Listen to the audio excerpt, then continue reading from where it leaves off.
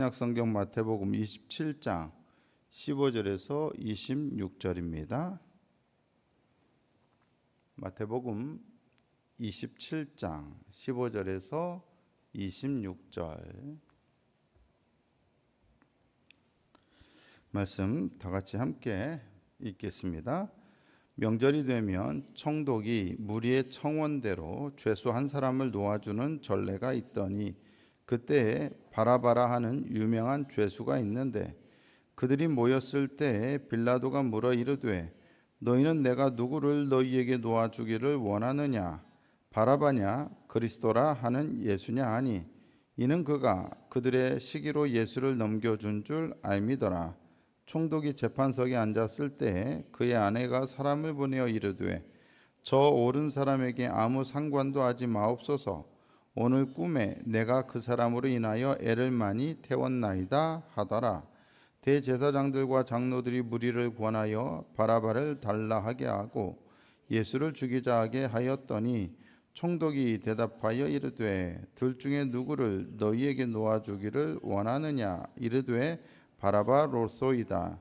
빌라도가 이르되 그러면 그리스도라 하는 예수를 내가 어떻게 하랴? 그들이 다 이르되 십자가에 못 박혀야 하겠나이다. 빌라도가 이르되 어찌미냐 무슨 악한 일을 하였느냐? 그들이 더욱 소리질러 십자가에 못 박혀야 하겠나이다 하는지라. 빌라도가 아무 성과도 없이 도리어 밀란이 나려는 것을 보고 물을 가져다가 무리 앞에서 손을 씻으며 이르되 이 사람의 피에 대하여 나는 무죄하니 너희가 당하라. 백성이 다 대답하여 이르되 그 피를 우리와 우리 자손에게 돌릴지어다 하거늘. 이에 바라바는 그들에게 놓아주고 예수는 채찍질하고 십자가에 못 박히게 넘겨주니라. 아멘. 사순절 새벽기도의 29일차 오늘 우리에게 주시는 하나님의 말씀의 제목은 십자가는 우리의 운명을 뒤바꾼 역설입니다. 입니다. 사내들인에서의 신문과 재판이 끝나고 대제사장은 예수님을 빌라도에 넘겨주게 됩니다. 이 사내들인에서는 사형 집행권이 없었기 때문에 예수님을 죽이려면 결국 로마 총독인 빌라도가 마무리를 해줘야만 합니다. 사형 언도를 해줘야만 합니다. 사내들인이 그렇다면 빌라도에게 예수님을 고발한 죄목은 뭐였겠습니까? 죽음에 이를 정도의 죄목이라면 큰 죄여야겠죠. 더군다나 십자가에 못 박혀야 할 죄라면 보통 죄는 아니겠죠. 바로 반란, 영모입니다. 반란죄를 덮어 씌워야 십자가에 못 박혀 죽게 됩니다. 십자가형이란 가장 큰 죄를 범한 사람들에게 해당하는 처형이었는데 그것은 바로 로마에 대한 반란 그리고 아주 흉악범 이 두 부류밖에 없습니다. 예수님 같은 경우는 어디를 봐도 흉악범이라고 할 만한 구석이 하나도 없지 않습니까? 그렇다면 남는 건 오직 반란죄, 정치적인 죄입니다. 과연 예수님의 어떤 모습이 반란과 관련이 되어 있습니까? 예수님께는 군사가 있는 것도 아니고 무기가 있는 것도 아니고 정치적인 세력이 있는 것도 아닙니다. 사람들이 좀 많이 따라다니기는 했어도 대부분 어떤 사람들이었습니까? 가난하고 사회적으로 소외된 사람들이고 특히 죄인들로 분류되었던 아주 사회적인 약자들, 소외 계층의 사람들이었습니다. 예수님의 핵심 추종자들인 12제자조차 주류는 누구였습니까? 갈릴리 어부들이 주류였습니다. 가진 게 별로 없는 사람들입니다. 그냥 시골 촌뜨기, 갈릴리 촌뜨기들에 불과합니다. 이런 사람들이 무슨 사회적으로 위협이 되고 나라를 전복시킬 만한 위협 세력이 될 수 있습니까? 하지만 분명한 것은 사람들이 예수님을 유대인의 왕으로 부른다는 것입니다. 유대인의 왕. 만약에 누군가가 자신을 유대인의 왕이라고 부른다면 이것은 상당히 민감하고 예민한 정치적 사안이 됩니다. 로마인들이 볼 때 그것은 단순한 종교적인 발언이 아닙니다. 우리는 유대인의 왕 다윗의 자손 하면 이게 신앙적으로만 인식되지 정치적인 어떤 발언으로 인식이 안 되잖아요. 근데 이게 당시 유대 사회에서는 종교적인 면이면서도 더불어 정치적인 영향을 끼치는 발언이었어요. 이거는 로마 입장에서는 상당히 위협적이고 위험한 정치적인 발언입니다. 왜 그런가 하면 당시에 많은 잦은 유대인들의 반란이 있었는데, 봉기가 있었는데, 이 봉기를 일으키는 주동자들마다 하는 말이 뭐냐? 내가 바로 유대인의 왕이다. 내가 바로 다윗의 위를 이을 사람이다. 이런 주장을 했단 말이에요. 모든 유대인들의 봉기 주장자들은 유대인의 왕이란 말을 했단 말입니다. 그렇다는 얘기는 누군가가 자신을 유대인의 왕이라고 말했다는 얘기는 그 사람도 얼마든지 잠재적으로 봉기를 일으킬 수 있는 사람이란 얘기예요. 로마 입장에서는 그런 사람을 가만히 놔둘 수 있습니까?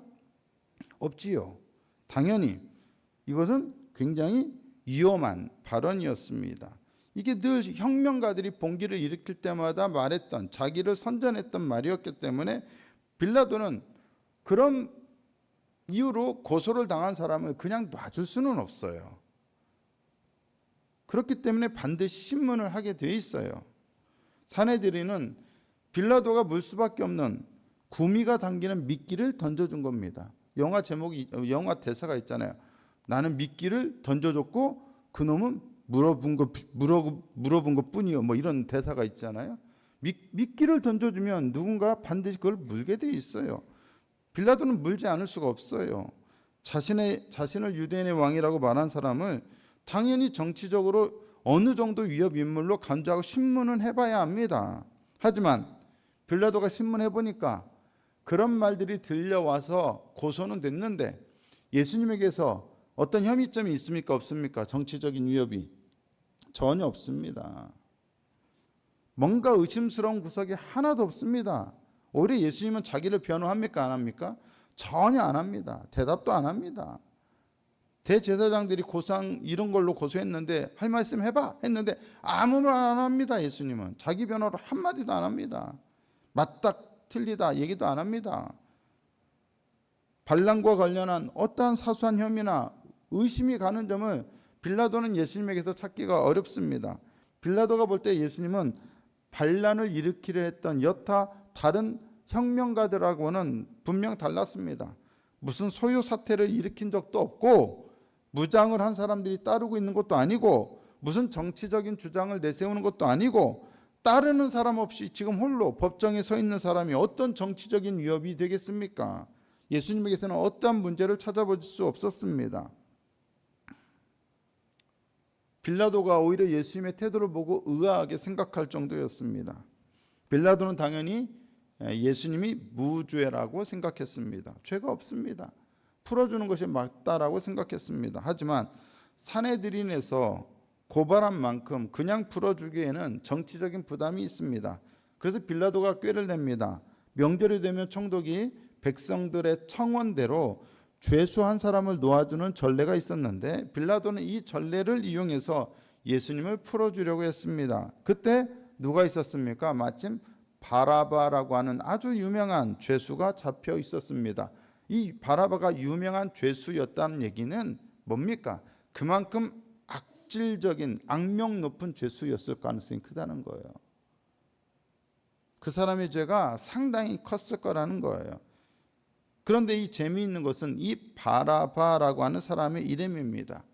바라바라고 하는 말은 바르아바를 합성한 아람어예요. 아람어. 바르아바. 아바는 잘 알듯이 아버지란 뜻이죠.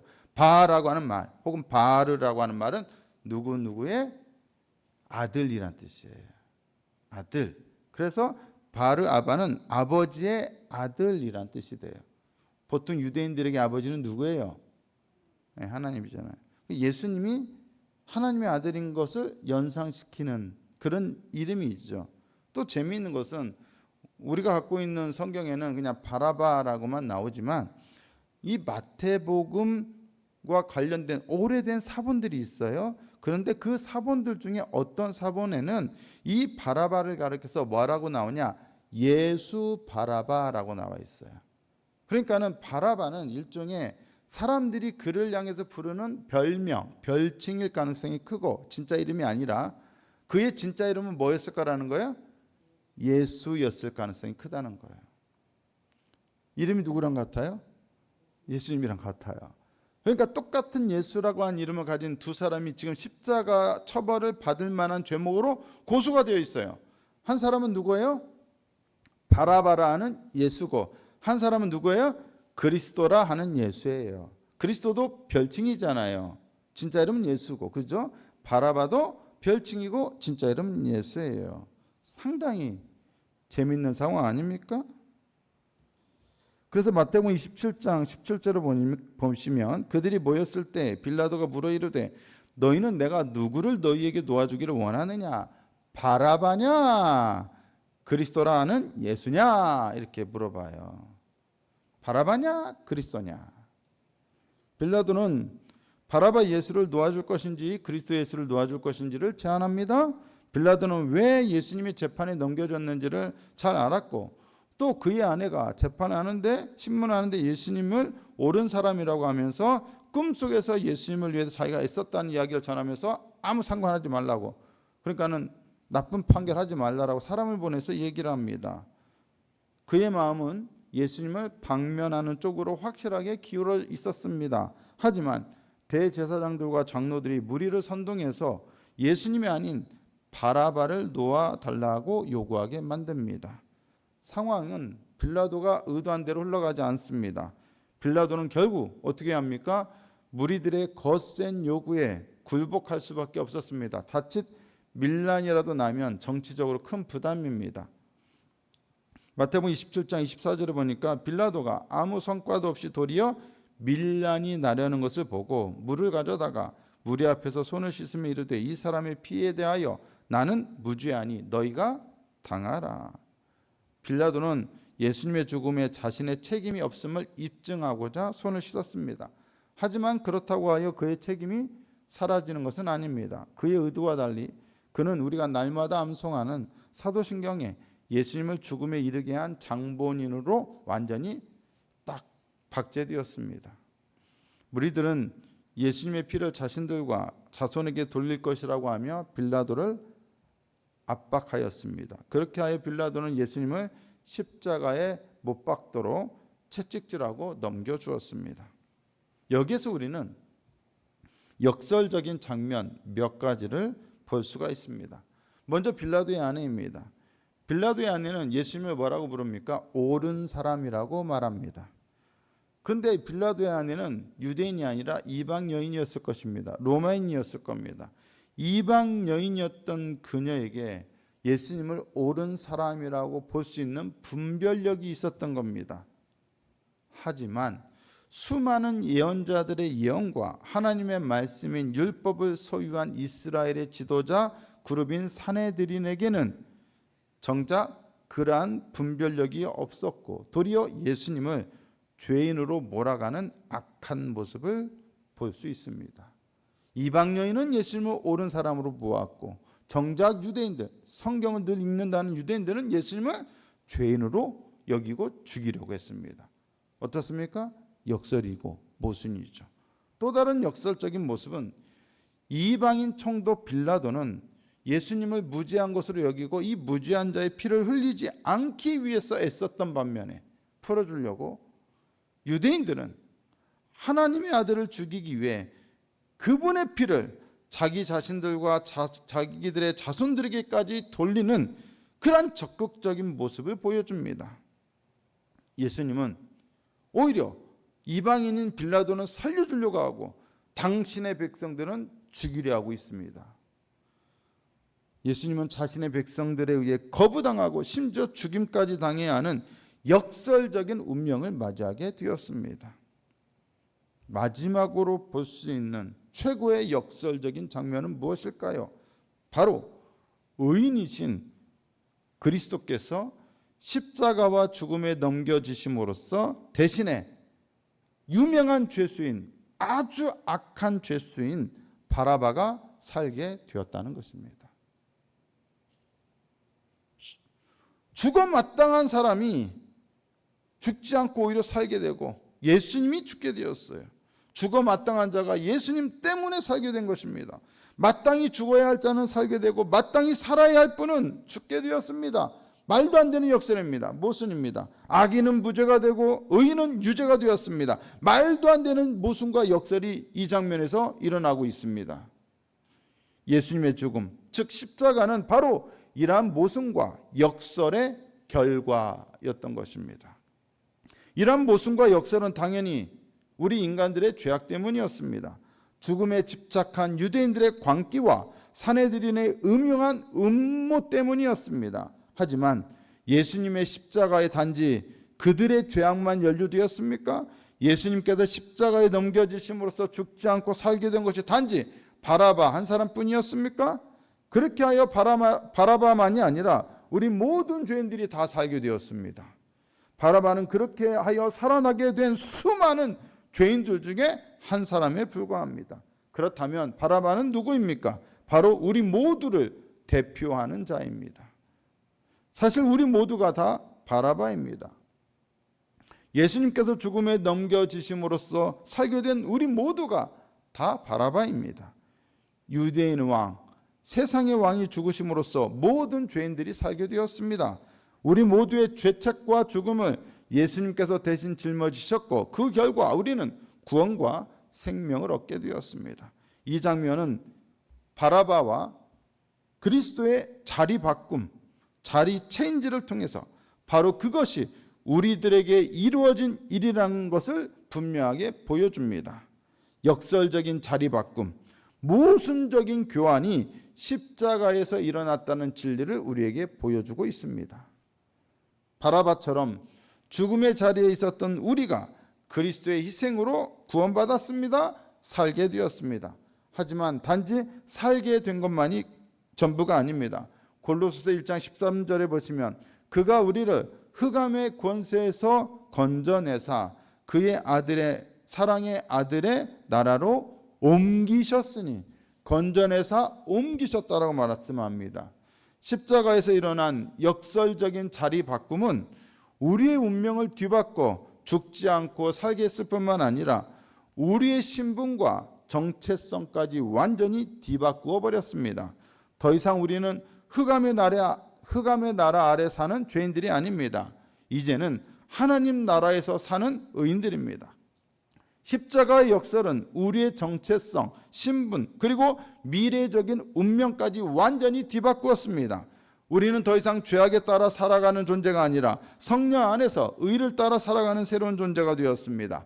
우리는 더 이상 죄악의 종이 아니라 하나님 나라의 의로운 백성으로 살아갑니다. 우리는 더 이상 악인 바라바의 정체성으로 살아가지 않고 하나님의 아들 그리스도의 정체성으로 살아갑니다. 사탄은 죄인인 바라바를 내어놓으라고 요구할 수 있으나 거룩하신 그리스도를 내어놓으라고 요구할 수 없습니다. 결과적으로 사탄은 우리를 내어놓으라고 요구할 수 없게 되었습니다. 우리는 영원토록 죄와 사망과 사탄에게서 자유롭게 되었습니다. 새로운 정체성과 운명이란 바로 이런 것입니다. 바로 이것이 십자가의 뒤바꾸는 역설을 통해 우리에게 주어진 우리의 새로운 정체성이자 신분이자 운명입니다. 바라바 대신 그리스도를 내어달라 요구했던 일로 인해서 이 말도 안 되는 모순과 역설로 말미암아 하나님은 그리스도의 십자가를 통해 우리 죄인들에게 이러한 말도 안 되는 역설적인 선물과 구원을 안겨주셨습니다. 그것이 바로 십자가의 지혜요 능력인 것입니다. 우리는 이 십자가를 믿고 이 십자가를 진리로 믿습니다. 이 십자가를 붙들고 살아갑니다. 십자가에는 말도 안 되는 역설적인 자리바꿈이 일어났습니다. 역설적인 교환이 일어났습니다. 죄인이 의인이 되었습니다. 죽음이 생명이 되었습니다. 심판이 구원이 되었습니다. 십자가를 붙드는 인생에게는 바로 그러한 역설적인 교환이 일어나게 됩니다. 하지만 여러분, 그게 전부가 아니겠죠. 우리가 이 땅을 살아가면서 끝까지 십자가를 붙들면 우리의 구원과 관련된 그러한 역설적인 교환만 일어나지 않습니다. 우리 일상에도 수많은 역설적인 교환이 일어날 수 있습니다. 십자가를 붙드는 인생에게는 약함이 강함이 되는 교환이 일어날 수 있습니다. 불행이 행복으로 바뀌는 교환이 일어날 수 있습니다. 사업이 안 되는 사람도 믿고 구하면 사업이 잘 되는 역설이 일어날 수 있습니다. 병든 자들이 믿고 구하면 강하게 되는 회복되는 역설이 일어날 수 있습니다. 믿음이 약했던 자들이 기도하고 붙들며 십자가를 붙들며 오직 예수밖에 모르는 예수쟁이가 될 수 있습니다. 예수의 목숨 거는 사람들이 될 수 있습니다. 연약했던 교회가 십자가를 붙들면 놀라운 부흥의 역사를 이루는 교회가 될 수 있습니다. 이와 같은 놀라운 역설적인 교환이 누구를 통해서? 그리스도를 통해서. 무엇을 통해서? 십자가를 통해서. 누구 안에서? 성령 안에서 일어날 수 있습니다. 이것이 우리에게 주어지는 축복입니다. 우리 믿는 사람들은 바로 그것을 믿고 이러한 놀라운 역설이 내 인생에 일어날 수 있다라고 하는 사실을 믿고 나아가는 사람들입니다. 그렇기 때문에 우리는 기도합니다. 사순절날 그리스도께서 그 교환을 우리에게 주시기 위해서 골고다 언덕을 걸어가셨습니다. 우리는 구원만을 생각하지 않습니다. 우리의 인생 전반을 향한 하나님의 놀라운 선물과 계획과 능력과 은혜를 믿습니다. 그러므로 어떤 상황에서도 우리는 좌절하지 않습니다. 십자가는 놀라운 능력입니다. 지혜입니다. 반드시 우리의 삶을 새롭게 뒤바꾸는 능력을 발휘하게 될 것입니다.